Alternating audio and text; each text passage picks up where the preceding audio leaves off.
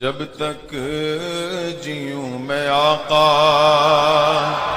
کوئی غم نہ پاس آئے، کوئی غم نہ پاس آئے۔ اب اس پہ کچھ تعویلیں پیش کی جاتی ہیں، صاحب اتنے سارے پانی کی سبیلیں لگانے کی کیا ضرورت؟ میں نے اس کا جواب عرب مسجد کے پاس جلسہ ہوا تھا وہاں دیا تھا۔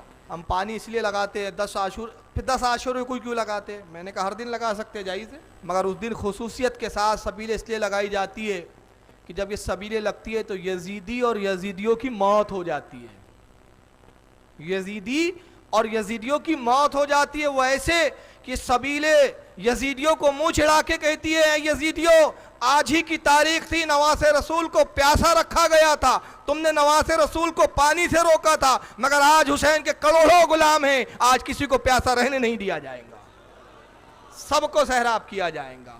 یہ یزیدیت کی موت ہے۔ تو نے ایک دن حسین سے پانی روکا تھا، اب تجھ میں ہمت ہو، تیرے اولادوں میں ہمت ہو تو ان سبیلوں کو روک کے بتائیں، ان چشموں کو روک کے بتائیں۔ تو یہ تعصب کو آپ ملاحظہ کریں۔ آئیے میں بتاؤں کہ پیاؤ اور یہ سبیل لگانے کا کیا ثواب ہے۔ پیاؤ بھی سبیل کو، پیاؤ ہندی ورڈ ہے ایکچوئل میں، اس کو ہم اردو میں سبیل کہتے ہیں، بات ایک ہی ہے۔ پانی پلانے کا ثواب کیا ہے پتہ؟ اللہ کے رسول کی حدیث ہے، سرکار ارشاد فرماتی ہے حرام نہیں ہے۔ میں نے پہلے عرض کیا کہ ان کے حرام ہونے پر انہوں نے کوئی دلیل نہیں دی، بے دلیل کی بات یہ کرتے ہیں، اور تعجب ہے کہ حدیث آپ سے پوچھتے ہیں۔ انصاف دیکھیں ان کا، یہ حرام کسی بھی چیز کو اپنی مرضی سے کہہ دے تو حق، مگر آپ اپنے بزرگ کی دلیل میں کسی چیز کو جائز کہے تو رسول سے ثابت ہے کیا؟ اب میں بتاتا ہوں، یہ سبیل رسول سے ثابت ہے، یہ صحابہ سے ثابت ہے۔ پوچھئے کیسے؟ جب مدینے میں رسول اللہ تشریف لائے تھے کہ یہودی کا کنواں تھا، یہودی پیسے میں کنواں بیچتا تھا، اللہ کے نبی نے فرمایا کون ہے جو اس کنویں کو خرید کے مسلمانوں پہ وقف کر دے؟ عثمان غنی نے خرید کے وقف کیا۔ اللہ نے کہا، اللہ کے رسول نے کہا اللہ عثمان سے ایسا راضی ہو گیا کہ اب عثمان کوئی عمل کرے یا نہ کرے اللہ نے اس کو بخش دیا۔ سبحان اللہ، سبحان یہ اللہ۔ سبیل عثمان نہیں تھی تو اور کیا تھا؟ بے شک سبیل تھی نا۔ سعد بن عبادہ رضی اللہ تعالیٰ عنہ آتے، بخاری کی حدیث ہے، عرض کرتے یا رسول اللہ میری والدہ کا انتقال ہو گیا، بخاری کی حدیث، میں کوئی معمولی کتاب کی حدیث نہیں پیش کر رہا ہوں۔ سعد بن عبادہ کہتے یا رسول اللہ میری والدہ کا انتقال ہو گیا، انتقال کے وقت میں حاضر نہیں تھا، سرکار اگر میں ہوتا تو مجھے گمان ہے، مجھے ایسا شبہ ہوتا، یقین ہوتا ہے شاید میری ماں مجھے کچھ وصیت کرتی۔ فرمایا کیا وصیت کرتی؟ ارشاد فرمایا شاید وہ کوئی ایسے کام کی وصیت کرتی جس کا صدقہ جاریہ ایصال ثواب اس کو پہنچتا رہے۔ کہا سعد تم پانی کا کنواں کھدوا دو۔ انہوں نے کنواں کھدوایا، اللہ کے رسول خود تشریف لائے با نفس نفیس، پانی لایا گیا، جب پیا گیا تو اس میں کچھ تیکھا پن تھا، کڑواہٹ تھی، نبی پاک نے اپنا لعاب دہن اس کنویں میں ڈالا۔ سبحان اللہ۔ راوی حدیث کہتے ہیں قسم وحدہ لا شریک کی، نبی کا لعاب ڈالنا تھا کہ پانی میٹھا اور شیریں ہو گیا۔ سبحان اللہ۔ سرکار نے برکت کے لیے اس کنویں کے ارد گرد چکر لگائے اور اس کے بعد اپنے ہاتھوں کو اٹھا کے کہا رب قدیر اس کنویں کا ثواب سعد بن عبادہ کی ماں کے لیے ہے۔ سبحان اللہ۔ یہ سبیل نہیں تھی تو اور کیا تھا؟ بے شک۔ یہ سبیل کہتے کس کو ہے؟ اب آئیے پانی کا ایک ثواب کر ملاحظہ کریں۔ اللہ کے رسول ارشاد فرماتے ہیں لوگوں جہاں پر پانی کی قلت ہو، پانی نہ ملتا ہو، وہاں اگر کوئی کسی پیاسے شخص کو ایک پیالہ پانی دے دے، اللہ تعالیٰ ایک حج مبرور کا ثواب اس کو عطا فرمائے۔ سبحان اللہ۔ جہاں پانی نہیں ہے، قلت ہے، کوئی پیاسا آ گیا آپ سے پانی مانگا، باوجود کہ آپ کے پاس پانی کی قلت ہے، مگر آپ نے ایک پیالہ اس کو دے دیا، رسول اللہ کہتے ایک حج کا ثواب۔ ایک صحابی کھڑے ہوتے عرض کرتے یا رسول اللہ جہاں پانی بہت ہو، پانی کی فراوانی ہو، پانی کی قلت نہ ہو، مگر کوئی پیاسا ہے اور اس کو کوئی پانی دے، سرکار نے فرمایا اس کو عمرے کا ثواب۔ تو بامبے میں پانی کی فراوانی ہے، مگر نوجوانوں تمہیں خوشخبری، فراوانی کے زمانے میں حسین کی سبیل لگائی، عمرے کا ثواب ملتا جا رہا۔ سبحان اللہ، سبحان اللہ۔ اور ایسی جگہ سبیلیں لگائی کہ جہاں پانی کی قلت ہے وہاں پیاسے پیتے رہے، حج کا ثواب پاتے جاؤں۔ سبحان اللہ۔ تو سبیل تو حدیثوں سے بھی ثابت، مگر افسوس کہ انہیں امام حسین کی سبیل اچھی نہیں لگی، بلکہ ان کو اچھا کیا لگا؟ انہی کی کتاب کے حوالے سے آئیے یہی فتاوی رشیدیہ، اس کا صفحہ نمبر 597 597 سوال کیا گیا، بڑی گاڑی فارسی کا لفظ استعمال کیا گیا تاکہ لوگ سمجھے ہی نہیں، ایک جگہ پھر بھی دھوکہ کھا گئے۔ وہ سوال پوچھا جا رہا ہے مولانا رشید احمد گنگوئی صاحب سے، جو علماء دیوبند کے قطب ارشاد ہیں، ولیوں کے ان کے سرتاج ہے۔ جس جگہ ذاغ معروفہ کو اکثر حرام جانتے ہو، ذاغ معروفہ کہتے ہیں مشہور کوے کو، ذاغ کے معنی ہوتے کوا، فارسی زبان میں کوے کو کیا کہتے ہیں؟ یاد کر لیجئے، فارسی کا لفظ ہے، ذاغ کے معنی ہوتے کوا، اور معروفہ جو مشہور ہے۔ اب بتائیے مشہور کون سا کوا ہے؟ وائٹ کوا کبھی دیکھا ہے آپ نے؟ میں نے تو نہیں دیکھا آج تک، اب ان لوگوں نے کہاں دیکھا ہوں گا پتہ نہیں۔ کالا مشہور ہے، وائٹ ہوں گا بھی تو مشہور نہیں ہے، اور وائٹ ہوں گا تو کوا نہیں کہیں گے، کبوتر بولیں گے اس کو۔ مگر سوال کیا پوچھنے والا پوچھ رہا ہے کہ ذاغ معروفہ جو مشہور کوا ہے، اکثر لوگ اس کو اکثر حرام جانتے ہو اور کھانے والے کو برا کہتے ہو، تو ایسی جگہ اس کوا کھانے والے کو کچھ ثواب ہوں گا یا نہ ثواب ہوں گا نہ عذاب؟ کیا ہوں گا؟ ثواب ہوں گا، گناہ ہوں گا، عذاب ہوں گا، کیا ہوں گا؟ مولانا رشید احمد گنگوئی صاحب جواب دیتے ہیں ثواب ہوں گا۔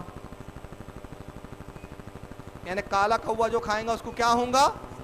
ثواب ہوں گا۔ اب یہاں بھی میں بڑے معذرت سے عرض کروں گا کہ خدا را اس کو آپ برا بالکل نہ مانیں، آپ کے قطب ارشاد ہے، آپ کے مجدد ہے، مگر تعجب کی بات ہے ایک ایسا فتویٰ صادر کیا نہ جس کا حکم نہ حدیث میں ہے، نہ فقہ کی کتابوں میں ہے، نہ کسی ائمہ کے اقوال میں ملتا ہے، اور وہ بھی بے دلیل بے سند۔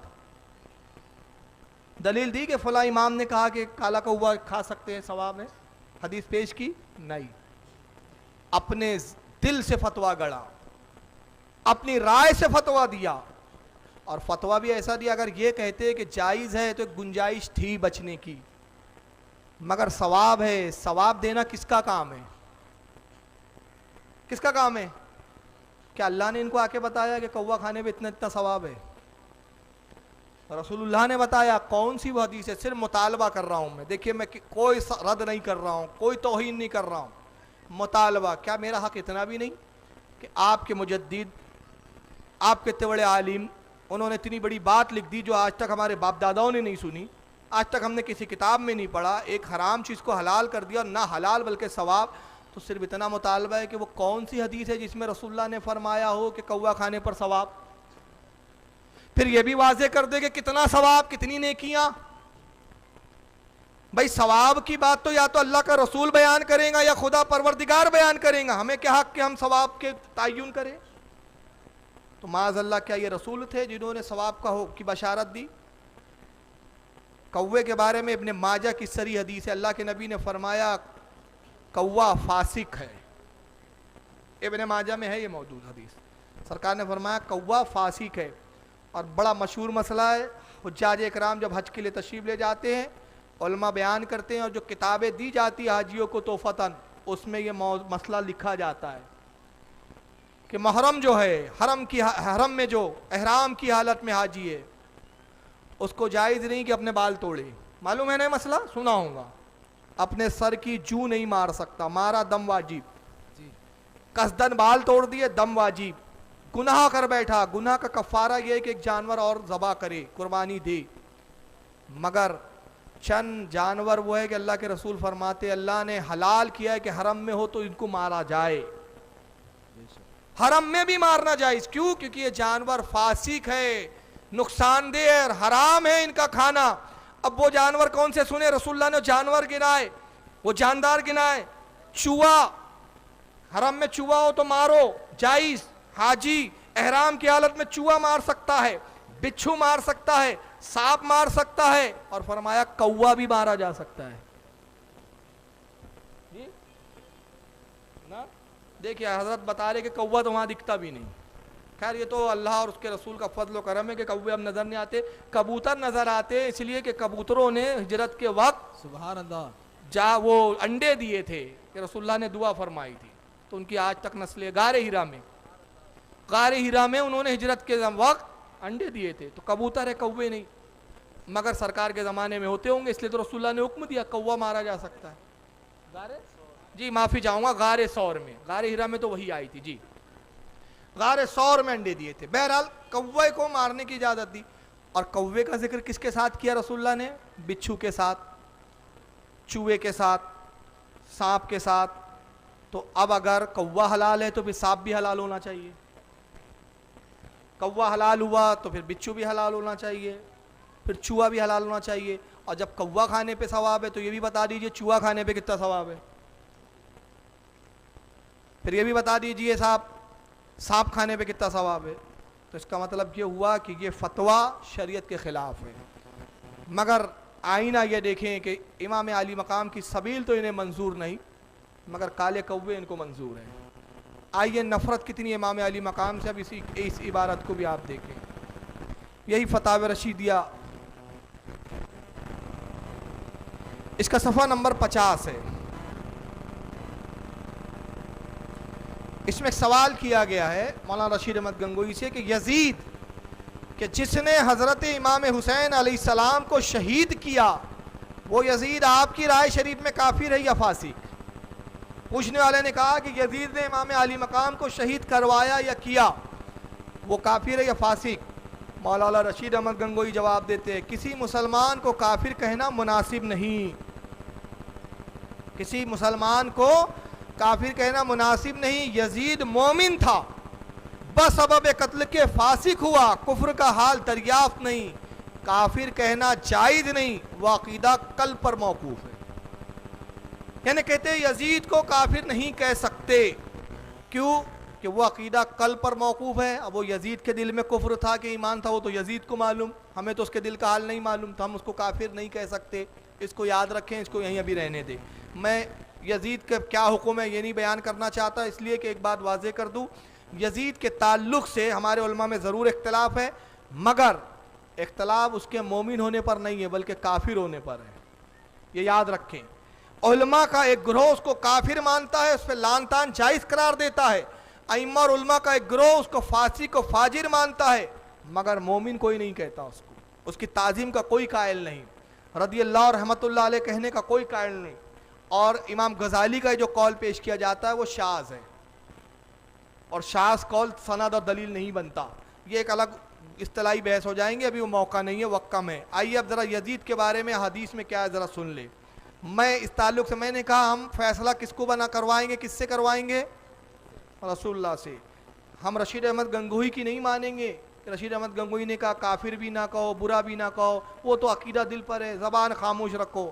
آئیے رسول اللہ کیا کہتے ہیں. یہ ہے المصنف ابن ابی شیبہ، یہاں ٹیبل پر یہ موجود ہے، آپ کو دکھ رہی ہوں گی، کتابیں رکھیے بلیک والی. یہ امام ابن ابی شیبہ کی حدیث کی کتاب ہے. یہ اب 14 جلدوں میں تخارج کے ساتھ آئی ہے. پہلے یہ کل 6 جلدوں میں آتی تھی، اب 14 ہو گئی ہے. سعودیہ سے چھپی ہے. امام ابن ابی شیبہ امام بخاری امام مسلم کے استاد ہیں، ان کے شیخ ہیں. یہ حدیث کی معتبر کتاب ہے، اور المصنف ابن ابی شیبہ اس وقت لکھی گئی جب امام بخاری کی بخاری موجود نہیں تھی. امام مسلم نے بہت کثرت کے ساتھ امام ابن ابی شیبہ سے مسلم شریف میں حدیثیں لی ہے. امام بخاری نے بھی ان سے حدیثیں لی، کیونکہ امام بخاری مسلم کے استاد ہیں. یہ اپنے المصنف کے اندر حدیث پاک نقل کرتے ہیں.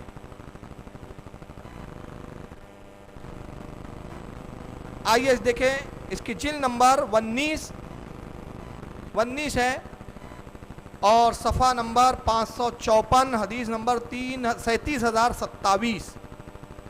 حضرت امام ابن ابی شیبہ سند بیان کرتے ہوئے کہتے ہیں حدثنا حوزہ ابن خلیفہ تھا، کہتے حدیث بیان کی حوزہ ابن خلیفہ نے عن عوفن، وہ روایت کرتے حضرت عوف سے، عن ابی خلدہ، وہ حضرت ابی خلدہ سے روایت کرتے، عن ابی عالیہ، وہ حضرت ابی عالیہ سے روایت کرتے، عن ابی ذرٍ قال، وہ صحابی رسول حضرت ابو ذر سے یا ابی ذر سے روایت کرتے، قال سمیت رسول اللہ صلی اللہ علیہ وسلم، وہ کہتے اللہ کے نبی صلی اللہ علیہ وسلم نے ارشاد فرمایا. ابی ذر کہتے ہیں کہ اللہ کے نبی نے ارشاد فرمایا اول من یبدل سنتی رجل من بنو امیہ. اللہ کے نبی نے فرمایا لوگوں میری سنت کا سب سے پہلا بدلنے والا شخص جو میری سنت کو تبدیل کرے گا، میری سنت کو بدلے گا، وہ بنو امیہ کا ایک شخص ہوگا. کس قبیلے کا ہوگا؟ بنو امیہ کا. اور یزید بنو امیہ کا ہے. امام ابن ابی شیبہ آگے لکھتے ھذا اسناد حسن، اس کی سند حسن ہے، یعنی یہ حدیث ضعیف بھی نہیں ہے. یہ حدیث ضعیف نہیں ہے بلکہ کیا ہے، حسن ہے، اور حسن حدیث جو ہوتی ہے وہ قابل قبول ہے۔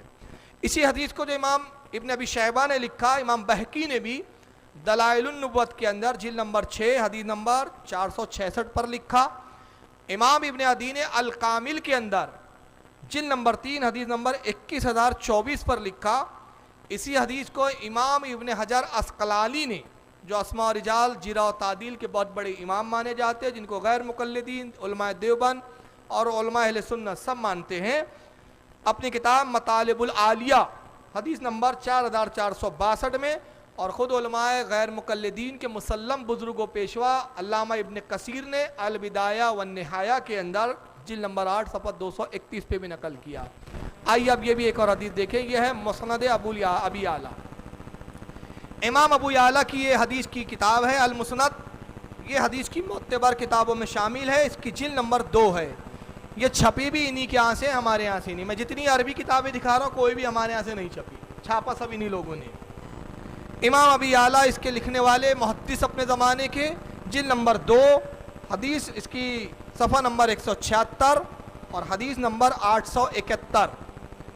871 بھی حدیث میں وہ نقل کرتے حدثنا الحکم ابن موسیٰ، وہ کہتے حدیث بیان کی حکم ابن موسیٰ نے ہم سے، حدثنا الولید ابن مسلم، اور ان سے حدیث بیان کی، انہوں نے حدیث سنی ولید بن مسلم سے، ان الاوزی، اور وہ امام اوزائی سے روایت کرتے، ان محقیل، اور وہ روایت کرتے حضرت محقیل سے، ان ابی عبادہ رضی اللہ تعالیٰ عنہ قال، اور وہ روایت کرتے ہیں صحابی رسول حضرت عبودہ ابن جرہ، جن کا پورا نام ہے عبودہ ابن جرہ یا ابی عبودہ رضی اللہ تعالیٰ عنہ سے روایت کرتے ہیں، قال قال رسول اللہ صلی اللہ علیہ وسلم، حضرت ابو عبیدہ کہتے ہیں رضی اللہ عنہ کہ اللہ کے رسول صلی اللہ علیہ وسلم نے ارشاد فرمایا، لا یزل امر امتی قائما بالقسط حتی یکون اول من یسلماها رجل من بنو امیہ یقال له یزید۔ اب دیکھیں یہ بڑی صریح حدیث ہے، اور امام ابو یعلا لکھتے ہیں رجالہ ثقات، اس کے رجال، اس کے راوی سب کے سب سچے ہیں۔ روایت کیا کرتے ہیں کہ اللہ کے رسول نے ارشاد فرمایا، لوگوں میری امت عدل و انصاف کے ساتھ قائم رہیں گی، لا یزل امر امتی قائما بالقسط، میری امت ہمیشہ ہمیشہ عدل کے ساتھ، انصاف کے ساتھ، اچھائی کے ساتھ قائم رہیں گی، حتیٰ یہاں تک کہ یقونا اولو، کہ سب سے پہلے میں یسلموہا رجول من بنو امیہ، بنو امیہ کا پہلا شخص ہوں گا، وہ شخص وہ ہوں گا بنو امیہ کا جو میری سنت میں تبدیلی لائیں گا، فتنے برپا کریں گا، اس میں جو ہے تغیرات لائیں گا، میری جو ہے اختلاف پیدا کریں گا، رخنہ اندازی ڈالیں گا، رکھنے پیدا کریں گا، اور وہ بنو امیہ کا شخص ہوں گا، یقال لہ یزید، اس کا نام یزید ہوگا۔ اللہ کے رسول نے نام کے ساتھ یہ حدیث بیان کی۔ اب بتائیے، اللہ کے نبی کہہ رہے ہیں وہ میری سنت کا بدلنے والا، وہ میری سنت میں رخنہ اندازی ڈالنے والا، میری امت کے عدل و انصاف کو ختم کرنے والا۔ مولانا رشید احمد گنگوہی کے نزدیک اس کو برا کہنا جائز نہیں۔ تو اب ان کا فتویٰ مانے کہ رسول کا فتویٰ مانے؟ اسی حدیث کو اور کن کن لوگوں نے لکھا؟ امام ابن ابی شیبہ کے علاوہ، امام دیلمی کے علاوہ، کیا نام ہے ان کا، امام ابو یعلا سے میں نے بتایا، امام دیلمی نے بھی مسند الفردوس جلد 5 صفحہ 52 پہ لکھا۔ البزار میں امام البزار نے المصنف کے اندر جلد نمبر 1 صفحہ 1619 پر۔ الصواعق المحرقہ میں امام ابن حجر الحیتمی المکی الشافعی، انہوں نے صفحہ 314 پر۔ مجمع الزوائد میں امام حیثمی نے جلد نمبر 5 صفحہ 241 پر۔ امام ابن حجر عسقلانی نے لسان المیزان کے اندر جلد نمبر 8 صفحہ 507 حدیث نمبر 8554۔ علامہ ابن کثیر نے البدایہ والنہایہ جلد 8 صفحہ 231 پہ لکھا۔ اب ایک ان کے سب کے نزدیک مسلم بزرگ ہے، خاص طور سے علماء دیوبند اور علماء غیر مقلدین ان کو بہت مانتے۔ یہ ہے شاہ ولی اللہ محدث دہلوی کی کتاب۔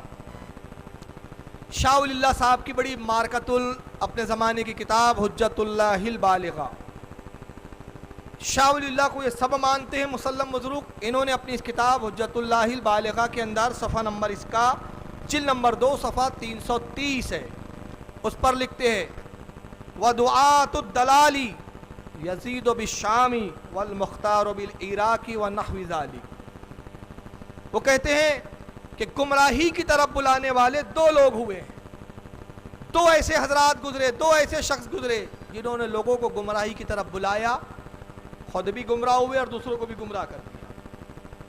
यानी नाम तो बाद में बता रहे शाह वलीउल्लाह, लेकिन पहले हुक्म सादिर कर देते। और हुक्म क्या सादिर कर रहे शाह वलीउल्लाह मुहद्दिस साहब कि हुक्म ये है कि वो गुमराह तो थे ही बल्कि दूसरों को भी गुमराह किया। और वो दो कौन थे?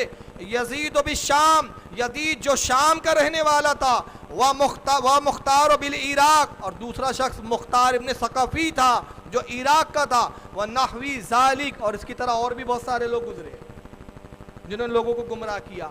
यानी शाह वलीउल्लाह के नज़दीक भी यजीद गुमराह है, गुमराह गर है, मगर मौलाना रशीद अहमद गंगोई के नज़दीक मोमिन है। आइए अब एक और प्यारी हदीस, ये अल्लामा इमाम ज़ाहिबी की किताब है। इब्न तैमिया के शागिर्द हुए लेकिन अहले सुन्नत के इमाम माने जाते क्योंकि इब्न तैमिया के बहुत से अकायद से ये बेजार थे शागिर्द होने के बाद भी। ये जिरा व तादील और अस्मा और रिजाल की किताब है इनकी, बड़ी मारकतुल वरा, जिसका नाम तो बड़ा लंबा है, तहज़ीबुल कमाल, तज़हीब व तहज़ीबुल कमाल फ़ी अस्माए रिजाल इसका पूरा नाम है, लेकिन तहज़ीबुल कमाल के नाम से किताब मशहूर व मारूफ है। इमाम ज़हबी की ये किताब की जिल्द नंबर 10 सफ़ा नंबर 100 किताब छपी हुई इन्हीं के यहाँ से, और इसमें रिजाल नंबर 7823, यानी उसमें शख्सियात पर गुफ्तगू की है कि कौन कब गुजरे, उनके हालात क्या थे, उनकी हैसियत क्या थी। यहाँ यजीद का जब जिक्र आया ये के ताल्लुक़ से, तो रिजाल नंबर इसका है 7823, लिखा है, वह हेडिंग दिख रही है आपको, यजीद बिन माविया अल उमव्वी है। यजीद बिन माविया जिसका ताल्लुक़ ख़ानदान उमैया से है। इसके बारे में एक हदीस लिखते हैं, पहले वो लिखा यहाँ पैदा हुआ, यहाँ मरा, इतने सन में मरा, इतने सन में पैदा हुआ।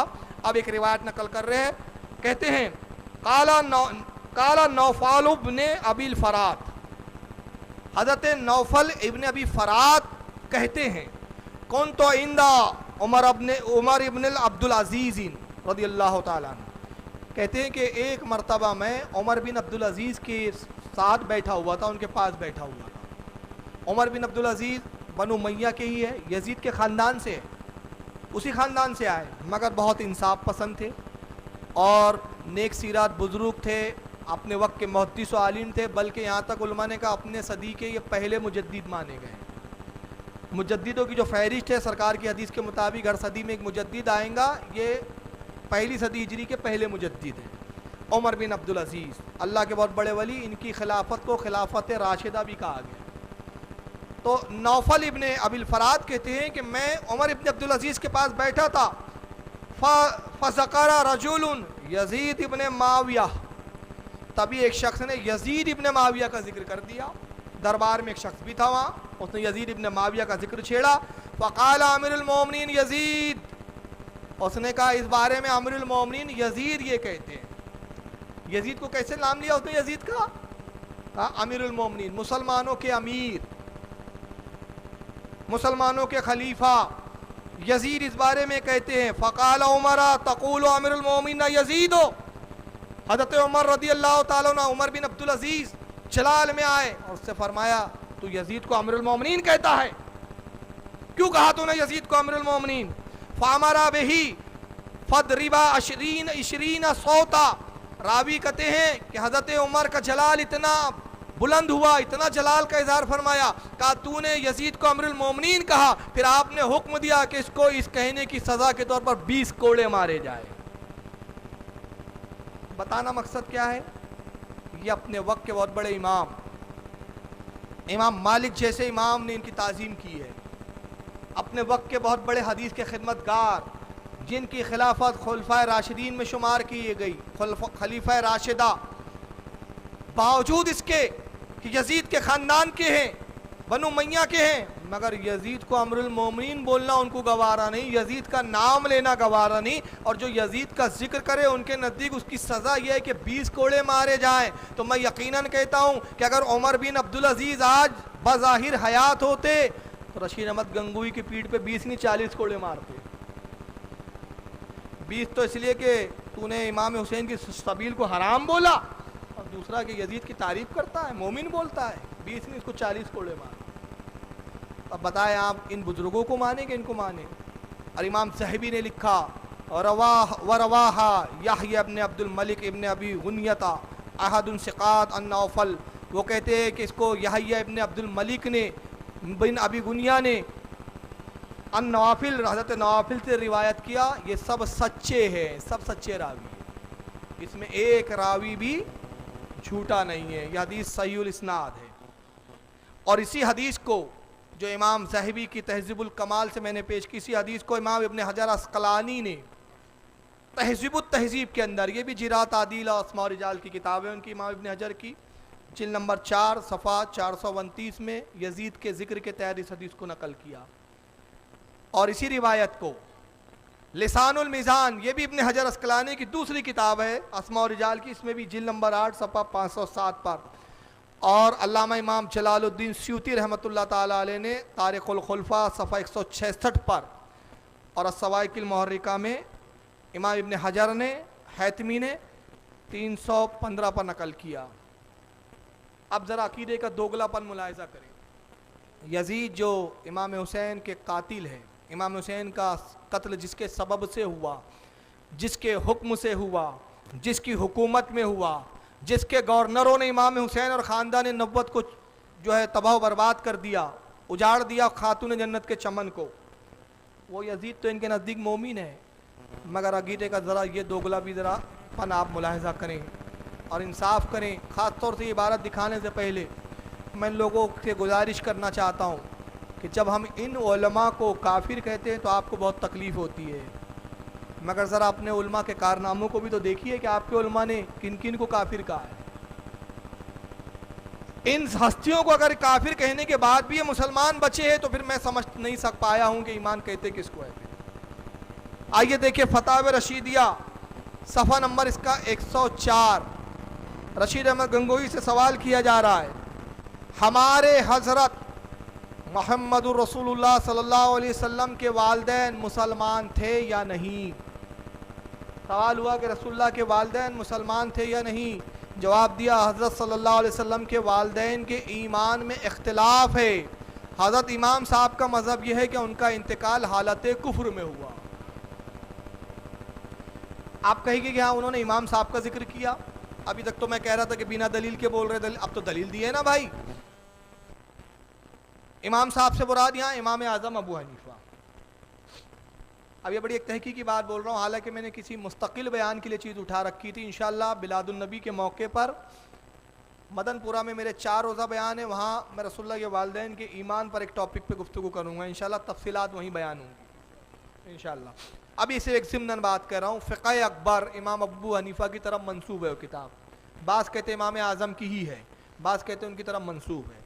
बहरहाल अभी हम इस बहस में नहीं जाना चाहते कि मंसूब है या उनकी बेआइनी उन्हीं की किताब है। अलबत्ता उस किताब में ये कुछ नाक़िबत उंदेशों ने ये छाप दिया था कि अल्लाह के रसूल सल्लल्लाहु अलैहि वसल्लम के वालिदैन काफिर हैं, इमाम अबू हनीफा की तरफ मंसूब करके उसी का इन्होंने हवाला दिया है। वहाँ लिखा हुआ था माता काफिरा, माता काफिरा, उनकी मौत कुफ्र पर हुई। लेकिन जब उलमा ने तहकीक की और पुराने नुस्खे तलाश किए, मैं वो वहाँ के बयान में तफसीलात बताऊँगा कि वो तहकीक करने वाले कौन आलिम हैं, कहाँ के नुस्खे उन्होंने लाए, और ख़ुद इन्हीं के इदारों में जो पहले नुस्खे छपे उसमें क्या था। आज मैं आपको एक ट्रेजडी बताऊँ, हदीस के नाम पर इतनी धांधलियाँ हो रही है, इतनी धांधलियाँ हो रही है, इसके ताल्लुक़ से भी रे रोड पर इंशाअल्लाह प्रोग्राम होने वाला है दिसंबर में या जनवरी में इंशाअल्लाह, तारीख अभी तय हो जाएंगी, जिसमें मेरा उन्वान होगा हदीस के चोर। सिर्फ एक बात अर्ज कर दे रहा हूँ चूँकि यहाँ वो किताब मौजूद है। हज़रत मौलाए कायनात की तारीफ पर इमाम नसाई ने किताब लिखी, उस किताब का नाम है खसाइसे अमीरुल मोमिनीन अली इब्न अबी तालिब। हज़रत इमाम नसाई जिनकी किताब सुनन सियासित्ता में शामिल है किताब, ये दमिश जब गए तो वहाँ दमिश में हज़रत अली को गालियाँ बकने वालों का एक ग्रोह मौजूद था माशअल्लाह, जो हज़रत अली को लानतान करता था, गालियाँ देता था। आपने जब ये हाल देखा तो आपको बड़ा दुख हुआ, आप रो पड़े, और आपने फ़ज़ाइल अली पर एक किताब लिखी कि अली की फ़जीलत में, मौला कायनात रज़ियल्लाहु अन्हु की फ़जीलत में इतनी हदीसें हैं। उस किताब को लेके आप दमिश्क की जामा मस्जिद में गए इमाम नसाई रहमतुल्लाह अलैह, और इमाम नसाई ने फिर वो फ़जीलत पढ़ना शुरू किया। تو وہ بدبختوں نے پتھر مارنے شروع کیے. اتنے پتھر مارے کہ آپ ان پتھروں کے صدمے سے شہید ہو گئے. امام نسائی کی اس حال میں شہادت ہوئی. اندازہ لگائیے جس نے جس کتاب کے عوض اپنی جان دینا گوارا کیا وہ کتاب کی اہمیت کتنی ہوگی. انہوں نے اپنے درس کو موقوف نہیں کیا. جب پتھر برس رہے تھے مسجد میں ان پر دشمنان علی ان پر پتھر مار رہے تھے تو وہ بھاگے نہیں, ممبر چھوڑا نہیں, وہ درس دیتے رہے, پتھر کھاتے رہے, حتیٰ کہ اتنے زخمی ہوئے شہید ہو گئے. تو وہ کتاب جس کو امام نسائی نے اپنی قربانی دے کر لکھا تھا, اپنی قربانی کو گوارا کیا تھا, اس کتاب کی اہمیت کتنی ہوگی. وہ کتاب سعودیہ نے چھاپی. یہ میرے ہاتھ میں ایڈیشن ہے, سعودیہ سے چھپا, شارجہ سے چھپا ہوا. اور اس کے بعد ان بدبختوں نے غیر مقلدین نے وہی کتاب چھاپی. اب اس کتاب یہ بھی وہی کتاب, یہ بھی وہی کتاب, چھپی بھی یہی انہی کے ادارے سے, یہ بھی انہی اداروں سے, دونوں کا ادارہ ایک ہی ہے, ایک ہی جگہ سے چھپی, شارجہ سے ہی چھپی. مگر آپ تعجب کرو گے اب جو چھاپی اس میں 70 حدیثیں انہوں نے اڑا دی اس کے اندر. کیوں اڑائی 70 حدیثیں؟ ان کے عقیدے کے خلاف تھی وہ حدیثیں. وہ حدیثیں وہ تھی جن کی بنا پر ان کے شرک کا ڈھنڈورا ختم ہو جا رہا تھا. آپ کو اس کی موٹائی سے ہی اندازہ ہو گیا ہوگا کہ کیا حال کیا ہے انہوں نے اس کتاب کا. تو جو لوگ حدیثیں بدل دے, حدیثوں میں تحریف کر دیں, وہ کس منہ سے کہتے ہیں کہ ہم اہل حدیث ہے؟ بے شرمو, حدیث کا تم سے بڑا خائن روئے زمین پر آج تک کوئی پیدا نہیں ہوا ہے. ایک جماعت وہ تھی جس کے بارے میں قرآن نے کہا یہودیوں کے علماء جو اللہ کی کتاب میں تحریف کرتے تھے, قسم خدا کی اس کے بعد اگر اللہ کے رسول کے کلاموں میں کسی نے تحریف کی ہے تو یہ اس زمانے کے یہ یہودی ہے بدبخت. یہ ہے وہ لوگ. حدیثیں نکال دی, نتیجہ وہی ہوا. امام ابو حنیفہ کی کتاب میں لکھا تھا ماں ماتا کافرا, ماں کو اڑا دیا, ایک لفظ اڑایا میننگ ہی بدل گیا. یا تو کاتب سے غلطی ہوئی, اس نے دیکھا 2 ماں ہے, ماں ماتا, ماتا میں بھی ماں آتا ہے, اس سے پہلے ایک ماں آتا ہے نفی کے لیے, تو اس نے سمجھا شاید یہ 2 ماں ہے, یا یہ گمان ہو سکتا ہے, یا جان بوجھ کر قصدن. تو امام ابو حنیفہ نے لکھا تھا اپنی فقہ اکبر میں ماں ماتا کافرہ, رسول اللہ کے والدین ہرگز کفر پر نہ مرے. تو ماں اڑا دیا, مطلب یہ ہو گیا رسول کے والدین کفر پر مرے. یعنی عبارت ہی اڑا دی پٹھوں نے, لفظ ہی اڑا دیا. یعنی وہ اس کی مثال ایسی ہوئی کہ میں نے کہا پانی نہ پیو, آپ نے نہ ہی اڑا دیا میرے کلام میں. کہا پانی پیو, میں نے کہا نہ کہاں گیا بھائی؟ کہا اس کی ناک ہی کاٹ دی ہم نے. تو اندازہ لگائیے جو اپنے کفر کو چھپانے کے لیے نبی کے والدین کو کافر بنا دے اور اس کفر کی تہمت معاذ اللہ ابو حنیفہ امام اعظم کی طرف لگا دے, ان کے ایمان کی کوئی کسوٹی ہے؟ کس کسوٹی پر ان کو مسلمان کہا جائے؟ میں نہیں سمجھ پایا. مگر عقیدے کا دوگلاپن میں یہ بتانا چاہ رہا ہوں. موضوع یہ ہے کہ ایک طرف یزید مومن ہے, یزید کو کافر کہنا جائز نہیں, مگر دوسری جگہ رسول اللہ کے ماں اور باپ کو دھڑلے سے کافر کہا جا رہا ہے, اور اس کے بعد بھی ایمان بچا ہے. میں کہتا ہوں کس کی محبت میں جا رہے ہو لوگوں؟ ذرا تصور کرو, کہیں ایسا تو نہیں کہ تم جن کی محبت میں جا رہے ہو ان کے بارے میں تم نے تحقیق نہیں کی, صرف اپنے قوم کے چند خرافاتوں کو دیکھ کر بس جن ہو گئے؟ خدا کے واسطے غور کرو اور پلٹ آؤ. آئیے اب اس کے بعد میں ایک دوسری شخصیت کا تعارف پیش کر رہا ہوں. یہ بھی دیوبند کے بہت بڑی شخصیت ہے. ان کا تعارف پہلے انہی کی کتاب سے پیش کروں کہ ان کا معیار کیا ہے علماء دیوبند کیا. میں نہیں بیان کرتا ہوں. آئیے کتاب ہے جو ہمارے خلاف لکھی گئی تھی, کتاب کا نام ہے مطالعہ بریلویت. یہ ہم بریلوی لوگوں کے خلاف لکھی گئی. لکھنے والے ڈاکٹر علامہ خالد محمود ایم اے PhD ہے. یہ مانچسٹر کے رہنے والے ہیں, دیوبند کے عالم ہیں, فاضل ہیں. انہوں نے ہمارے خلاف ایک کتاب لکھی, اس میں مولانا اشرف علی تھانوی صاحب کی انہوں نے تعریف بیان کی. ذرا سنیں ان کا معیار کیا ہے مولانا اشرف علی تھانوی صاحب کا. صفحہ 106 کہتے ہیں حضرت مولانا تھانوی کے بارے میں قائد اعظم کہا کرتے تھے. قائد اعظم کون؟ پاکستان کے جناح, یعنی قائد اعظم پاکستان میں جو جناح کہا جاتا ہے جن کو. حضرت مولانا تھانوی کے بارے میں قائد اعظم کہا کرتے تھے کہ ہندوستان کے سارے علماء کا علم ایک طرف رکھیں اور تنہا مولانا تھانوی کا علم دوسری طرف رکھیں تو مولانا تھانوی کا پلڑا جھک جائے گا. یعنی ہندوستان کے تمام علماء اس زمانے کے جو تھے سب کا علم ترازو کے ایک پلڑے میں رکھا جائے اور اس کے بعد تھانوی صاحب کا تنہا علم ایک پلڑے میں رکھا جائے تو پلڑا کس کا بھاری ہوگا؟ تھانوی صاحب کا. اس کا مطلب یہ ہوا کہ ہندوستان میں ان سے بڑا اس وقت کوئی عالم تھا ہی نہیں, اس لیے ان کو کہتے تھے یہ لوگ حکیم الامت, امت کے حکیم تھے یہ. آئیے تھانوی صاحب اپنی ملفوظات الافادات الیومیہ میں اب کیا کہتے ذرا سنیں. ہاں یہ ایک دوسری اور کتاب دکھا دیتا ہوں, یہ ملفوظات مولانا محمد الیاس ہے جو بانی تبلیغی جماعت, جنہوں نے تبلیغی جماعت بنائی ان کی لکھی ہے. مولانا الیاس صاحب تھانوی صاحب کی تعریف میں کہتے ہیں حضرت مولانا تھانوی رحمت اللہ علیہ نے بہت بڑا کام کیا ہے, بس میرا دل یہ چاہتا ہے کہ تعلیم تو ان کی ہو اور طریقہ تبلیغ میرا ہو کہ اس طرح ان کی تعلیم عام ہو جائے گی. وہ کہتے ہیں مولانا تھانوی نے بہت بڑا کام کیا, اتنا بڑا کام کیا کہ میں چاہتا ہوں تعلیم ان کی ہو, طریقہ میرا ہو, نالج ان کی ہو, سسٹم میرا ہو. اپنے سسٹم سے میں اشرف علی تھانوی صاحب کی تعلیم کو پوری دنیا میں عام کرنا چاہتا ہوں. یعنی یہ علماء دیوبند کے سرخرو سب سے بڑے عالم تھے. اب آئیے مولانا تھانوی کیا کہتے ہیں ذرا سنیں. یہ ہے الافادات الیومیہ. اس میں مولانا تھانوی صاحب صفحہ نمبر 216 جلد نمبر 5 ملفوظ نمبر 181 پر کہتے ہیں کہ ایک شخص نے مجھ سے پوچھا, تھانوی صاحب خود بیان کر رہے کہ ایک شخص نے مجھ سے پوچھا یزید پر لعنت کرنا کیسا ہے. میں نے کہا یزید پر لعنت کرنا ایسے شخص کو جائز ہے جس کو یہ یقین ہو کہ میں یزید سے بدتر ہو کر نہ مروں گا. تھانوی صاحب کہتے ہیں کہ یزید پر وہی شخص لعنت کرے جس کو یہ یقین ہو کہ میں یزید سے اچھی حالت میں مروں گا. میں کہتا ہوں ہر شخص انشاءاللہ یزید سے کروڑ درجہ اچھی حالت میں مرے گا, اس لیے کہ کوئی کتنا ہی گناہ گار ہو سکتا ہے مگر اولاد رسول کا قتل کرنے کا وہ تصور بھی نہیں کر سکتا. یہ بدبختی یزید کا ہی حصہ ہے, کوئی کتنا ہی خطا کار ہو. مگر کہتے ہیں لعنت وہ کریں جس کو یقین ہو کہ یزید سے بدتر ہو کر نہ مروں گا, یعنی جس کو ڈر ہو کہ میں یزید سے بدتر ہو کے مر سکتا ہوں, اس نے لعنت نہیں کرنی چاہیے. اب یہاں سے واضح ہو گیا کہ مولانا رشید احمد گنگوئی کو ڈر تھا کہ میرا خاتمہ یزید سے بدتر نہ ہو, اس لیے وہ نہیں کرتے تھے.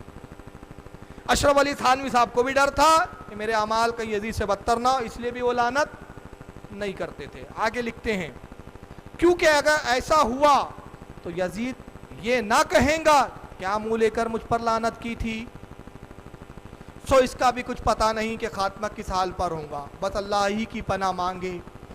اب یہاں پر مولانا تھانوی صاحب فرماتے ہیں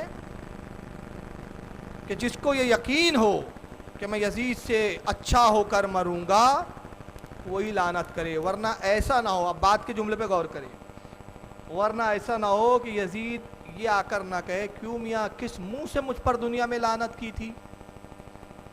میں علماء دیوبند سے انتہائی مخلصانہ طور پر نرمی کے ساتھ عرض کرتا ہوں, پوچھتا ہوں یہ بتائیے مولانا اشرف علی تھانوی نے آپ کے مولانا نے لکھا کہ یزید یہ آ کر کہہ سکتا ہے کہ کس منہ سے مجھ پہ لعنت کی تھی, تو یزید یہ آ کر کہاں کہے گا, کیا خیال ہے؟ ارے بھائی یہ یزید پوچھیں گا کہاں سے آ کر؟ دو جگہ ہو سکتی ہے, جہنم میں آئیں کے پوچھیں گا. یہ دوسرا شخص بھی جو یزید پر لعنت کرتا تھا وہ بھی جہنم میں جائے, یزید بھی جائے, پھر یزید پوچھیں گا کیوں تو جہنم میں آیا, کیا منہ لے کر مجھ پہ لعنت کرتا تھا. ایک چیز یہ, مگر مولانا تھانوی کے نزدیک جہنم میں نہیں آئیں گا, وہ کہیں گا آگے کی عبارت ہے, وہ آگے کی عبارت میں ابھی پڑھوں گا, زبانی بتا رہا ہوں. کہتے قبر میں یزید یزید کہتے رہنا, یزید قبر میں آ سکتا ہے. مگر تعجب کی بات ہے کہ جب اہل سنت کہتے ہیں کہ بخاری شریف میں ہے اور ہم حدیث کے حوالے کے ساتھ بولتے ہیں, بغیر حوالے کی بھی نہیں, کہ اللہ کے رسول نے فرمایا کہ قبر میں 3 سوال ہوتے ہیں, مر ربوں کا, ما دینوں کا, تیرا دین کیا ہے, تیرا رب کون ہے. اور اللہ کے نبی کہتے ہیں ما کنتا تقولو حقو ھذا فی الرجل, پوچھا جاتا ہے اس شخص کے بارے میں تو کیا کہتا تھا. ہم کہتے ہیں یہاں حاضر رجول آیا ہے, یعنی یہ بتا رہا ہے یہ جملہ کہ رسول اللہ قبر مبارک میں موجود ہوتے ہیں, قبر میں تشریف لاتے ہیں. کہا جاتا ہے رسول تو مر کر مٹی میں مل گئے, وہ قبر میں نہیں آتے, رسول تو نہیں آ سکتے مگر یزید آ سکتا ہے. اچھا اور سنیے تقویۃ الایمان, اس میں لکھا گیا کہ اللہ کے نبی نے فرمایا میں کچھ نہیں جانتا کہ میرے ساتھ کیا ہوگا, میرے بعد کیا ہوگا, نہ میں قبر کا حال جانتا ہوں کہ قبر میں کیا ہوگا, نہ اپنا حال جانتا ہوں نہ کسی اور کا حال جانتا ہوں. یعنی رسول کہتے ہیں میرے وصال کے بعد میں تم سے غافل, तुम क्या कर रहे हो मैं हाल नहीं जानता, तुम्हारे साथ कब्र में क्या होगा मैं नहीं जानता। अभी मैं तक़वतुल ईमान की इबारत भी दिखाऊंगा आपको। मैं सवाल ये करना चाहता हूं, नबी तो नहीं जानते हमारे हाल को कि हम क्या कर रहे हैं। यजीद तो मर चुका, यजीद को कहां से पता चल जाएगा कि हम उस पर लानत करते थे। यजीद को इल्म गैब हो जाएगा, तो तुम यजीद का तो इल्म गैब मानते हो, नबी का नहीं मानते। भाई यजीद कब्र में आएगा ना, उसको कैसे पता चलेगा, अरे ये फुला बॉम्बे का फुला शख्स, मसलन मैं अपना नाम लूं, ये नागपुर का फारूक रजवी मुझ पे बड़ी लानत करता था, आज इसका इंतकाल हो गया और इसका इंतकाल हुआ तो फुला कब्रिस्तान में दफन किया गया, उस कब्रिस्तान की फुला कब्र में। ये पट्ठा आके पूछेगा क्यों, किस मुंह से लानत करता था। गौर करो, यानी उसको मेरी कब्र भी पता चल जाएंगी, मेरे इंतकाल का भी पता चल जाएगा। तो यजीद इतना बाखबर इनके अकीदे के मुताबिक, मगर सारी बेखबरी किसके लिए बताते हैं, नबी के लिए। और जब हम ये अकीदा इनका मवाज़ने से बताते, मौलाना झगड़ालू थे, नमाज की बात नहीं की। मैं कहता हूँ नमाज फ़र्ज़ है, सब पढ़ो, नमाज फ़र्ज़ ऐन है। बच्चा भी होता है ना हमारे, जब होश संभाला जाता है तो उसको माँ बाप सिखाते हैं, बेटा नमाज पढ़। नमाज पे तो इख्तिलाफ है ही नहीं, नमाज पे कहाँ इख्तिलाफ है। हमारे जलसों को ख़राब करने के लिए, हमारी बातों को नज़रअंदाज करके हम बात अकीदे की जब स्टेज से करते हैं तो बताया जाता है कि नमाज पढ़ो। नमाज की बात नहीं की मौलाना ने, गीबत कर रहे थे, बुराई कर रहे थे। मैं कहता हूँ गीबत हम नहीं कर रहे थे, तुम्हारे उलमा ने अपनी किताबों में गीबतें लिखी है, हम सिर्फ बता रहे हैं। मैं दो बातें अर्ज़ करना चाहता हूँ इस ताल्लुक़ से। अल्लाह ताला आप सबको हिदायत अता फ़रमाए और समझने की तौफ़ीक़ अता फ़रमाए। ताजुश शरिया एक मरतबा नागपुर में तशरीफ़ लाए। अब ताजुश शरिया आए तो शान शान जलसा मुनक्किद किया गया।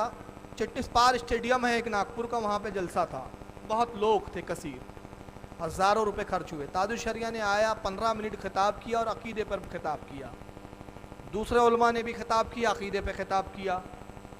दूसरे दिन वहाबी क्या कहते हैं, कहते देखो इतने लाख रुपए खर्चा किए, नमाज पर नहीं बोले। ये बोलते हैं। मैंने उसका एक जलसे में जवाब दिया, मैंने ये कहा ये बताओ ये जलसे पे रुपये कितने खर्च हुए। इस जलसे पे कम से कम मैंने कहा 60 से 70 हज़ार रुपये खर्च हुए। तो मैंने कहा नागपुर वालों ने बरेली से हज़रत को बुलाया, प्लेन बुलाया, बज़रिया प्लेन बुलाया, वक्त का इतना बड़ा आलिम जो इस ज़माने में अहले सुन्नत का सरताज है, ताजुश शरिया के नाम से जो उसको जाना जाता है, वो बरेली से प्लेन में आया और स्टेज पे बोले हज़रात आइए वज़ू का तरीका बताता हूँ। वज़ू में 4 फ़र्ज़ है, हाथ ऐसे धोना चाहिए, नमाज की नियत ऐसे करे। ये तवक्के करते हैं आप, मसाइल बताएंगा नमाज। अरे बड़ा आलिम है, बड़ी बात बताएंगा। ये काम मस्जिद के अइम्मा का है और तू मुसलमान है, तुझे नहीं मालूम कि नमाज फ़र्ज़ है। तू खुद क्यों नहीं गया अपने मस्जिद के इमाम के पास पूछने के हज़रत नमाज कैसे पढ़ी जाती है। धोखा देते हो क्या। मसाजिद के अइम्मा हमारे नमाज पर नहीं बोलते, हर इमाम बोलता है हमारे यहाँ का बाखुदा। जब भी यहाँ मुहर्रम मनाए गए, हर जलसे में मैं जिम्मेदारी से कह रहा हूँ, मैंने भी कहा, उलमा ने भी कहा, सब कहते हैं जब इमाम हुसैन की शहादत का मौका आता है, शहादत का जिक्र आता है और जब ये बयान करता है खतीब कि इमाम सज्दे में शहीद हुए, वहाँ नमाज की भी तलकीन करता है कि देखो इमाम ने नमाज ना छोड़ी, तुम भी नमाज ना छोड़ो। वहाँ नमाज पे जोर दिया जाता है, मगर तुम धोखा देते हो कि हम नमाज की बात नहीं करते। असल में मामला यह है कि तुम चाहते हो कि हम सिर्फ नमाज की बात करें, हर जलसे में नमाज की बात, हर जलसे में नमाज की बात, और तुम्हारे मौलियों की पोल खुलने से रह जाए। तुम्हारे मौलियों पे कपड़े जो ढके हुए, जो तुमने छुपाया है, ढाप रखा है, वो ढके रह जाए, ढके रह जाए। तो नमाज तो फ़र्ज़ है भाई। मैं भी कहता हूँ आप सब नमाज पढ़िए और खुदा की कसम पढ़िए। अल्लाह ने चाहा अगर सुन्नी हर सुन्नी पक्का नमाजी हो गया तो उसके बहुत सारे फ़ायदे। मैं 3 फ़ायदे बताता हूँ, फ़ायदे तो बेशुमार है। 3 बड़े फ़ायदे बताता हूँ। आपकी मस्जिदें महफूज हो जाएंगी, क्योंकि आप तादाद में कम होते हैं, ये लोग घुस कर जाके नमाजी बनते हैं और मस्जिद पे कब्जा कर लेते हैं। गाजिब लोग हैं, बनाते कम है, कब्जा ज़्यादा करते हैं। दूसरा फ़ायदा ये होगा कि जब आप नमाज़ पढ़ोगे अपने उलमा से वाबस्ता रहोगे, उलमा की सोबत रहेंगी, मसलो मसाइल दीन की शरीयत के अहकाम से आप वाकिफ़ होते जाएंगे, अल्लाह रसूल की खुशनुदी आप पाते जाएंगे। और तीसरा कि नमाज की बरकतों से आपके रिस्क में भी बरकतें हो जाएंगी, घर की मुसीबतें और परेशानियां दूर हो जाएंगी। तो नमाज बिल्कुल पढ़ें, फ़र्ज़ ऐन है, पढ़ें, जहाँ मौका मिले पढ़े, जहाँ मौके से मुराद सुन्नी मस्जिद जहाँ मिले वहाँ पढ़े, सुन्नी मस्जिद ना मिले घर में पढ़े, रूम में पढ़े, मगर नमाज को ना छोड़े। लेकिन बहरहाल अल्लाह ताला हम सबको तौफीक अता फरमाए। मैं अर्ज़ कर रहा था कि यजीद के बारे में तो इनका ये नज़रिया है कि वो कब्र में भी आ सकता है मगर नबी के बारे में नहीं। तो मौलाना अशरफ अली साहब कहते कि यजीद आकर ये ना कहेगा, किस मुँह से लानत करते थे। उसी इफादातुल यौमिया का एक दूसरा सफ़ा 772, वही किताब जिल्द नंबर 5, उसी किताब में आगे मौलाना अशरफ अली लिखते हैं, एक शख्स ने मुझसे पूछा कि यजीद पर लानत करना कैसा है। मैंने कहा जिस शख्स के यकीन के साथ साबित हो जाए कि हम यजीद से अच्छे हैं उसको जायज़ है, और ये यकीन मरने के बाद हो सकता है, तो फिर कब्र में बैठे बैठे यही वजीफ़ा रटा करना, लानत बर यजीद, लानत बर यजीद। बाकी यहाँ तो अभी अपनी ही कश्ती डावाडोल है। ये जुमले किसके हैं? मौलाना अशरफ अली थानवी के। वो कहते हैं जिसको अपने खात्मे पे अच्छे खात्मे का यकीन हो वही यजीद पर लानत करे, वरना हाल तो यहाँ है कि यहाँ अपनी ही कश्ती डावाडोल है। मैं कहता हूँ थानवी साहब आपकी होंगी कश्ती डावाडोल, हमारे इमाम की तो नहीं है। हमारा इमाम तो बोल चुका, खौफ ना रख रजा जरा, तू तो है अब्दे मुस्तफ़ा, तेरे लिए अमान है, तेरे लिए अमान। नारे तकबीर, नारे रिसालत, इश्क मोहब्बत, इश्क मोहब्बत। ये आपकी कश्ती डावाडोल हो सकती है, और उन लोगों से गुजारिश करूंगा, देख लो आप ही के घर की किताब, आप ही ने छापा, आप ही के आलिम की किताब, इकरार उन्होंने कर लिया, एक जगह नहीं, दो जगह नहीं, कई इकरार उनकी किताबों में मौजूद। किसी जगह कहा मौलाना अशरफ अली थानवी कहते हैं कि मौलाना अहमद रजा ने मुझ पे जो हुक्म कुफ्र लगाया सही लगाया, अगर वो मुझे काफिर ना कहते तो खुद काफिर हो जाते। इकरार। हमारी नमाज बरेलियों के पीछे हो जाती है क्योंकि हम उन्हें काफिर नहीं जानते। कमालात अशरफिया में लिखा है कि किताब का हवाला देने की जिम्मेदारी वही मौलाना अशरफ अली लिखते हैं। मौलाना अहमद रजा बहुत बड़े आलिम दीन थे। हम गैर मुस्लिमों से कहा करते थे कि अगर दुनिया के तमाम उलूम, तमाम इल्म किसी ज़ात में जमा हो सकते हैं तो वो दुनिया में सिर्फ मुसलमान कौम है, और तुम्हें अगर किसी को बतौर आजमाइश आजमाना हो तो मौलाना अहमद रजा को देख लो। दुनिया के तमाम उलूम अल्लाह ने इनको अता किए हैं। और उसके बाद कहते हैं कि मेरी बड़ी तमन्ना थी कि मौलाना अहमद रजा साहब की इक्तिदा में उनके पीछे नमाज पढ़ता, उनका इंतकाल हो गया, अफसोस ये तमन्ना तमन्ना ही रह गई। हम तो इमाम हैं तुम्हारे भाई, जो मुक्तदी बनना चाहता है तुमने उसको इमाम बना लिया। इस इमाम को छोड़कर, इस इमाम को छोड़कर जो मुक्तदी बनने की ख्वाहिश करता रहा जिंदगी भर, उसको तुम हकीमुल उम्मत इमाम बोल रहे हो।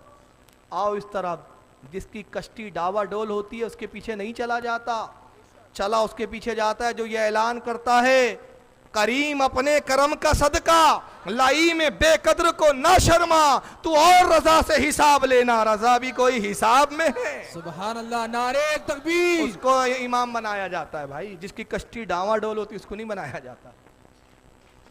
तो समझिए आप, मेरे जुमलों को तंज की तरफ तवज्जो मत दीजिए। हो सकता है कुछ जुमले आपके दिलों पे सख्त लगे, मगर दवा कड़वी ही जल्दी फायदेमंद होती है ना, मीठी दवा जल्दी असर नहीं करती। ये दवा है, आपके इलाज के लिए तजवीज़ की जा रही है, यह नुस्खा शिफा दिया जा रहा है। कड़वाहट को मत देखिए, ये देखिए कि दवा है, ये शिफा की दवा है, ले लीजिए। और अगर इसको दिल के आईने में आपने रख लिया, अपने अंदर कबूल कर लिया, इंशाअल्लाह गुमराहियत और बददीनी का मर्ज ख़त्म हो जाएगा इंशाअल्लाह। क्योंकि न मौलाना अशरफ अली थानवी काम आएंगे, मैं एक जुमला बढ़ा के कह दूँ उलमा से माजरत के साथ, मौलाना अशरफ अली काम आएंगे ना हमारे उलमा काम आएंगे, काम रसूलुल्लाह आएगा, आमना का लाल आएगा। बस हमें उस इमाम की पैरवी करना है, उस आलिम के पीछे चलना है जो आमना के लाल का गुलाम बना दे, और जो गुलामी से रिश्ता तोड़ रहा है वो हमारा नहीं हो सकता भाई, उसके पीछे चलने में कोई फ़ायदा नहीं है हमारा। तो हम ये देख रहे हैं, हमने इमाम अहमद रज़ा को इसलिए थोड़ी माना है कि वो नकी अली खां के बेटे हैं, जागीरदार थे, बहुत पैसे वाले थे, इसलिए माना नहीं साहब। इमाम अहमद रज़ा को हमने इमाम इसलिए नहीं माना कि साहब वो बहुत बड़े नात गो शायर थे, हमने इमाम अहमद रज़ा को इसलिए इमाम माना कि उन्होंने मुस्तफ़ा सल्लल्लाहु अलैहि वसल्लम की मोहब्बत का रास्ता हमें बताया है, ईमान की पहचान अता की है। نبی کی غلامی کیسے کی جاتی ہے، یہ سلیقہ اور یہ ڈھنگ امام احمد رضا کی بارگاہ سے ہمیں ملا ہے، اس لیے امام مانا ہے۔ مگر افسوس آپ ان لوگوں کے پیچھے چل رہے ہیں جن کی تعلیمات رسول سے ہٹاتی ہے۔ آپ تعجب کریں گے کہ نواز رسول سے دشمنی کا یہ حال پاکستان میں تبلیغی جماعت جن کا تعلق طالبان سے ہے، اور میں بلا خوف و تردید کہوں گا طالبان ایک آتنکوادی سنگٹھن ہے جس کا اہل سنت والجماعت سے دور کا کوئی لینا دینا نہیں، کوئی تعلق نہیں۔ ان میں اور ہم میں ایسا ہی فرق ہے جیسے زمین اور آسمان میں فرق ہے۔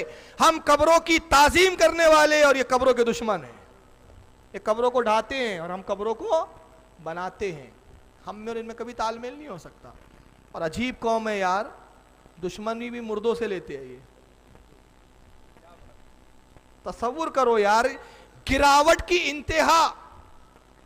ایک غیر مسلم بھی اگر آپ کا پڑوسی ہو تو آپ بھلے اس سے کتنے ہی لڑتے ہو جھگڑتے ہو، مگر جب اس غیر مسلم کی بھی موت ہو جاتی ہے نا تو آپ ہنستے نہیں ہو، خاموش ہوتے ہو۔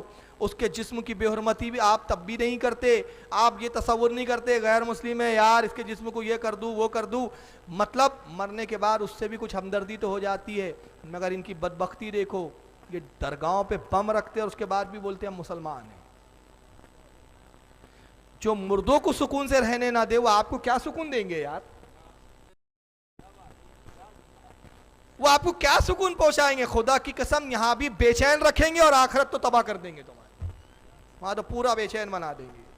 تو ایسی جماعتوں کو، نوجوانوں سے کہہ رہا ہوں، تم جو پڑھ لکھ رہے ہو نا، ابھی کیا ہوا ایک بات بتا رہا ہوں، بات یاد آ رہی ہے۔ جبل پور میرا جلسہ ہوا ابھی، ٹھیک آج سے تقریباً 26-27 دن پہلے، محرم کے آنے سے پہلے میں جبل پور کا میرا دورہ تھا۔ 22 اپلیکیشن پولیس کو گئی، اس کا جلسہ نہیں ہونا چاہیے۔ 22 اپلیکیشن، جیسی میں بس پہنچا ہوں کار سے اتر کر قیام گاہ پہ گیا ہوں تو سی بی آئی بھی ایل آئی بھی سارے ڈپارٹمنٹ وہاں پہ استقبال میں کھڑے ہوئے۔ آپ سے پوچھنا ہے آپ کیا بیان کرنے والے ہیں؟ اس میں ڈی ایس پی صاحب بھی تھے۔ اب وہ قیام گاہ پہ اس لیے آئے تھے کہ میں ان کے گھر پہ تھا، مفتی اعظم مدھیہ پردیش، ان کی بڑی عزت ہے، پولیس والے کمشنر تک ان کو سیلوٹ مارتے ہیں۔ لال بتی کی گاڑی ہے گورنمنٹ کی طرف سے، مفتی محمود اختر صاحب حضور بلہان ملت کے صاحبزادے، میں ان کی بارگاہ میں موجود تھا، انہی کی صدارت اور سرپرستی میں جلتا تھا، انہوں نے ہی میری تاریخ لی تھی۔ وہ سب بیٹھے ہوئے تھے انہی کے خانقاہ پہ، قیام گاہ پہ۔ آپ کیا بیان کریں گے؟ میں نے کہا بھائی میں یہ بیان کروں گا وہ میں آپ کو کیسے بتاؤں، کیونکہ میرا کوئی بیان میں نے کہا لکھا ہوا تو نہیں کہ میں پڑھ کے سناؤں۔ بولے آپ کے بارے میں 22 کمپلینیں آئی ہے کہ آپ کا جلسہ نہیں ہونا چاہیے۔ آپ بولتے کیا ایسے کہ کمپلین آئی، ہم سمجھ نہیں پا رہے۔ میں نے کہا صرف ایک بات بولتا اور وہی بات آپ کو یہاں بھی کہہ رہا ہوں۔ میں نے کہا میرا صرف ایک مشن ہے، خدا کی قسم صرف ایک مشن۔ یہ اتنی بدتر قوم واقع ہوئی ہے، میں نے کہا یہ وہابی جن کو ہم بولتے ہیں عام لفظوں میں، اول تو میں نے کہا ہماری قوم میں بچے زیادہ پڑھتے نہیں ہیں، ٹریجڈی ہے ہماری، بہت کم عمر سے کام دھندوں سے لگ جاتے ہیں ہمارے، تعلیم کی طرف توجہ نہیں ہے جبکہ اس کی ضرورت ہے۔ میں دنیاوی تعلیم یافتہ ہوں، دینی تعلیم میری کوئی مدرسے سے نہیں ہے، میں بی اے LLB ہوں، لیکن پریکٹس نہیں کرتا، جھوٹ بولنا پڑتا ہے اس لیے پریکٹس بھی نہیں کرتا۔ لیکن قوم کے بچوں کی ہمدردی ہے کہ اس لائن میں اس نے مجھے لے آیا ہے، ورنہ جب میں پڑھتا تھا کالج، یونیورسٹی کالج کا انک کرنے والا آدمی، میں نے سروسیں کی، کوٹ ٹائی پینٹ بھی پہنے ہیں، میں نے سروسوں میں ٹائی پہنے ہیں، میں نے کبھی تصور بھی نہیں تھا کہ میں اس لائن میں آؤں گا۔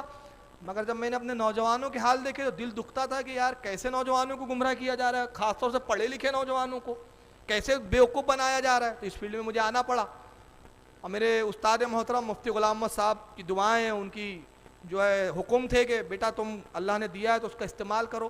تو اب میں عرض کر رہا ہوں کہ ہمارے اول تو نوجوان پڑھتے نہیں ہیں، اب کچھ پڑھ لکھ لیں، پڑھ رہے ہیں، کوئی میڈیکل پڑھ رہا ہے، ڈاکٹر کا MBBS کر رہا ہے، کوئی BE کر رہا ہے، کوئی یا پالیٹیکنک کر رہا ہے یا ڈپلوما کر رہا ہے، کچھ پڑھ رہا ہے، بہرحال BSc وغیرہ گریجویشن جس طرح سے بھی پڑھ رہا ہے، جیسی دیکھتے ہیں کہ یہ پڑھ رہا ہے، یہ کمبخت آتے ہیں کہتے کیا کر رہے ہو میاں پڑھ کے کیا کروں گے، کتنی تنخواہ ملیں گی؟ ابے ہم تیرے کو 20-25 لاکھ تیرے گھر والوں کو دیتے ہیں، بم باندھ نکل، اسلام خطرے میں ہے،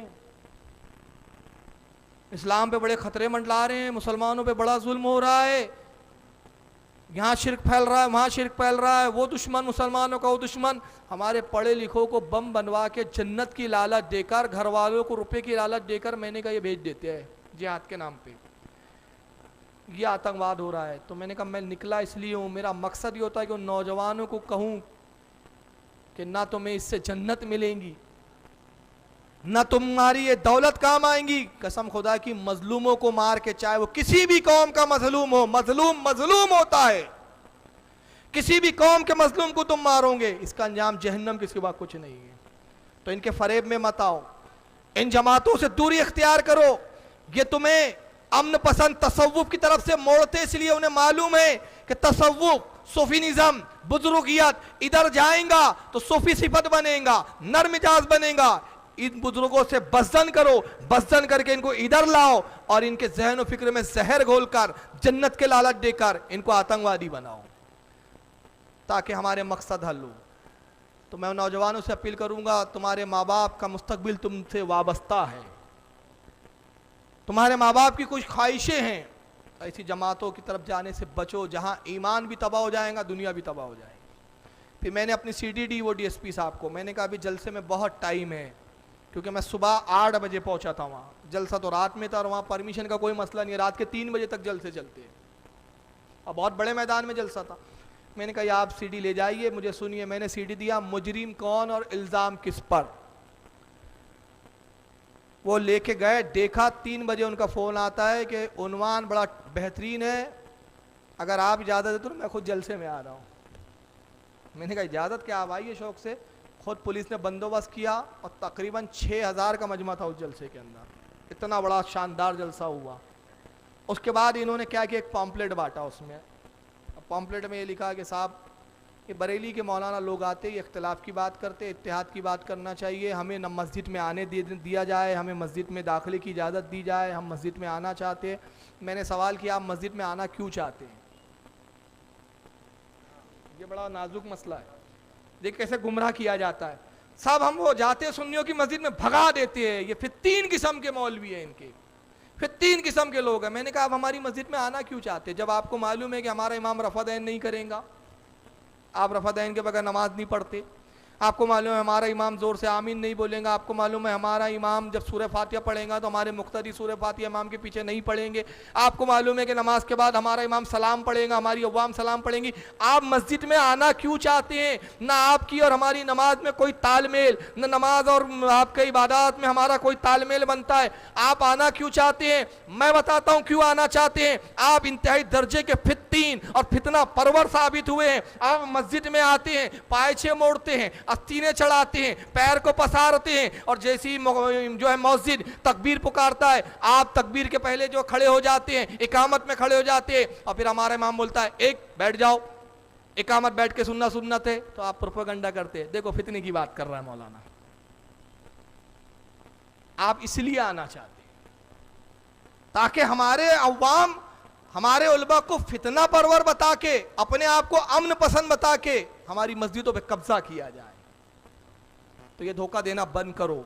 आप अपने दायरे में रहो, अपने दायरे में, लकुम दीनुकुम वलिय दीन, तुम्हारा दीन तुम्हारे साथ, हमारा दीन हमारे साथ, हमारे लिए गरीब नवाज काफी है।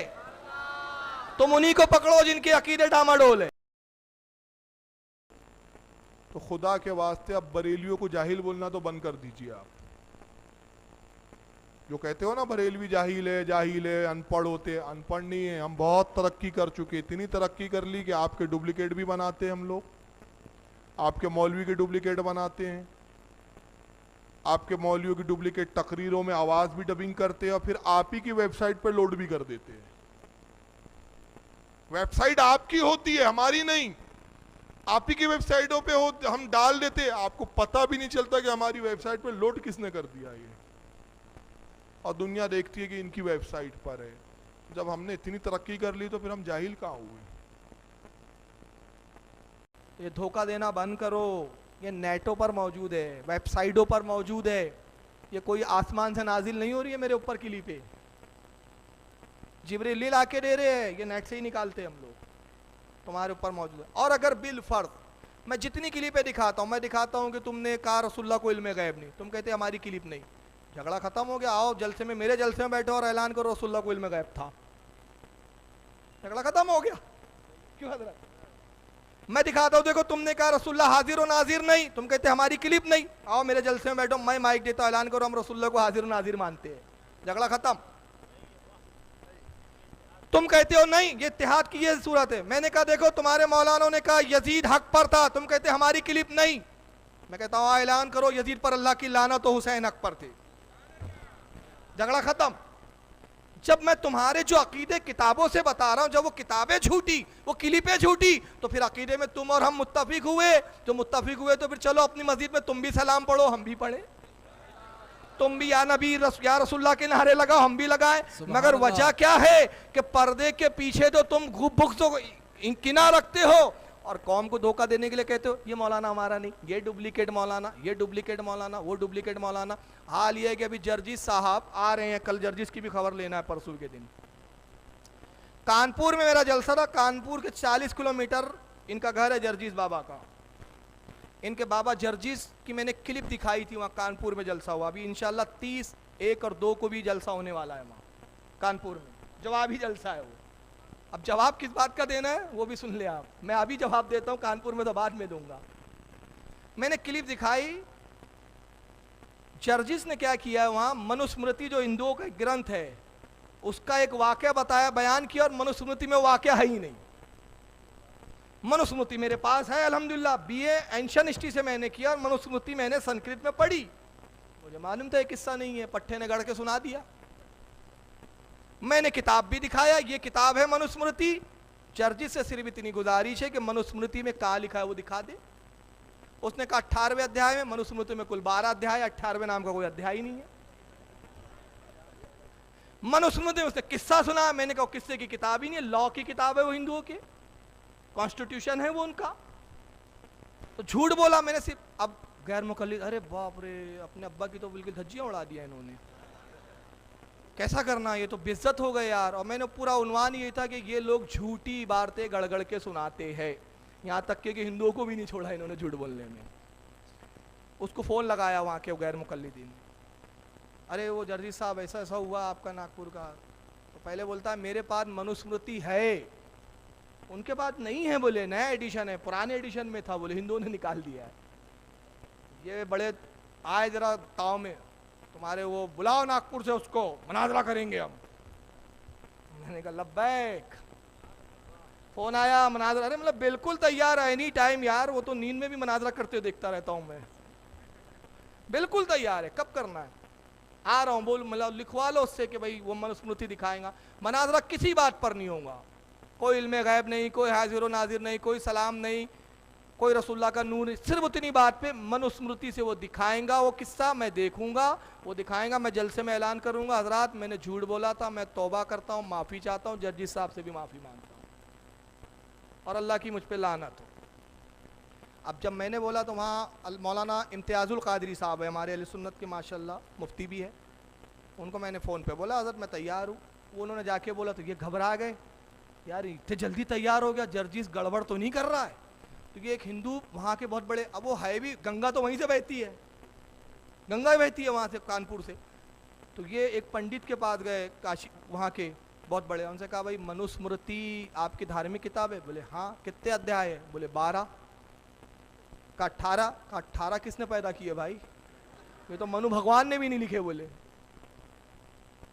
تو کہا کوئی پرانی نہیں, ارے کوئی کتاب نہیں بھائی, 12 ہے. کس نے کہا؟ انہوں نے کہا ہمارے ایک مولانا. کہا اس کو وہ جو بریلوی چھوڑو, وہ تمہارے جرجیس سے پہلے میرا مناظرہ کرواؤ. بولے